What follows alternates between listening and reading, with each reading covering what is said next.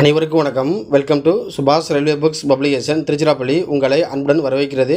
இந்த வீடியோ பார்க்கின்ற நீங்கள் ரயில்வே போட்டித் தேர்வுகள், அதாவது மத்திய அரசின் ரயில்வே எக்ஸாமை தமிழில் படித்து தமிழ் எக்ஸாம் எழுதி மிக எளிதில் வெற்றி பெற முடியுமா என்றால் கண்டிப்பாக முடியும். அதற்கு நார்த் இந்தியன்ஸ் மற்றும் நம்முடைய அண்டை மாநிலமான கேரள மாணவர்கள் படிக்கக்கூடிய என்சிஆர்டி என்று சொல்லப்படும் சிபிஎஸ்சி பேட்டர்னை ஃபாலோ பண்ணி தமிழில் அப்ஜெக்டிவ் பேட்டர்னில் படித்தால் மிக எளிதில் வெற்றி பெறலாம். எனவே நீங்கள் ஆர்ஆர்பி குரூப் டி எக்ஸாமுக்காக படிச்சிட்டீங்க அப்படின்னா இது வரைக்கும் எந்த அளவுக்கு படிச்சிருக்கீங்க அப்படின்னு உங்களுக்கு தெரியும். ஸோ இந்த பிளானை நீங்கள் ஃபாலோ பண்ணிங்க அப்படின்னா உங்களுக்கு ரொம்ப ஈஸியாக இருக்கும். தற்போது நம்முடைய பப்ளிகேஷன் சார்பாக வால்யூம் 1 புத்தகத்தில் அனைத்து சப்ஜெக்ட்டும் டாபிக் வைஸ் கண்டென்ட் வைஸ் பிரிக்கப்பட்டு அது அப்ஜெக்டிவ் பேட்டர்னில் உள்ளது. மற்றும் தமிழ்நாடு முழுவதும் வால்யூம் 1 புத்தகம் அனைத்து மாவட்டங்களிலும் டெலிவரி செய்யப்பட்டுள்ளது. வால்யூம் 1 புக்கு தேவைப்படுறாங்க, திருச்சிக்கு நேரில் வந்து பெற்றுக்கொள்ளலாம். ஆர்டர் செஞ்சால் கொரியர் தபால் மூலமும் பெறலாம். சரிங்களா?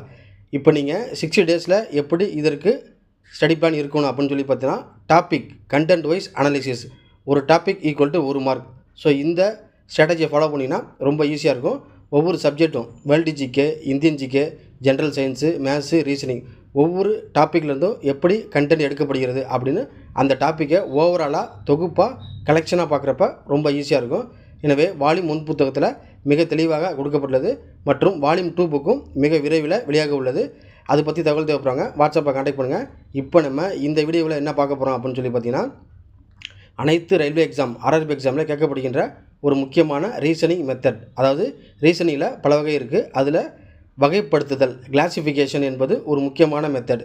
ஸோ இந்த ரீசனிங் கிளாசிஃபிகேஷன் என்பது எல்லா சப்ஜெக்ட்லேருந்து கேட்பாங்க. அதாவது ஜிகேலேருந்து கேட்பாங்க, சயின்ஸ்லேருந்து கேட்பாங்க. ஸோ அதனால் உங்களுக்கு ஓரளவு அந்த நாலேஜ் இருந்தால் ரொம்ப ஈஸியாக பண்ணிடலாம். இப்போ இந்த கேள்வி நல்லா கவனிச்சு பாருங்கள்.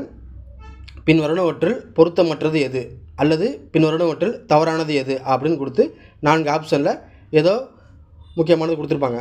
ஆப்ஷன் ஏ பாருங்கள், இங்கே Myanmar, option B Bhutan, option C Nepalam, option D Ilangai. அப்போது 4 ஆப்ஷன் கொடுத்து பொருத்தமற்றது எது அப்படின்னா ஏதோ ஒன்று தான் பொருத்தமற்றதாக இருக்கும், மிச்சம் இருக்க 3 ஒரு குரூப்பாக இருக்கும். அந்த குரூப்புக்கு பேர் தான் வகைப்படுத்தல் கிளாசிஃபிகேஷன். அப்போ அந்த 3க்கும் ஒரு ஒற்றுமை இருக்கும், பொருத்தமற்றது அப்படிங்கிறது தனியாக இருக்கும். அந்த வித்தியாசத்தை நீங்கள் புரிஞ்சுக்கிட்டால் ரொம்ப ஈஸியாக ஆன்சர் கண்டுபிடிச்சலாம்.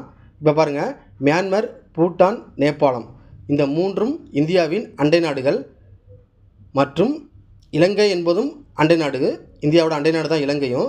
அப்போ சொல்லப்போனால் ஆப்ஷனில் இருக்கக்கூடிய இந்த 4மே இந்தியாவின் அண்டை நாடுகள். ஆனால் இலங்கை என்பது ஒரு தீவு. மியான்மர், பூட்டான், நேபாளம் இவை தீவு அல்ல, இலங்கை என்பது ஒரு தீவு. எனவே இந்த 4 ஆப்ஷனில் பொருத்தமற்றது என்பது இலங்கை. சரியான விடை இலங்கை. சரிங்களா? இதுபோல் வீடியோஸ் தொடர்ந்து வேணும் அப்படின்னா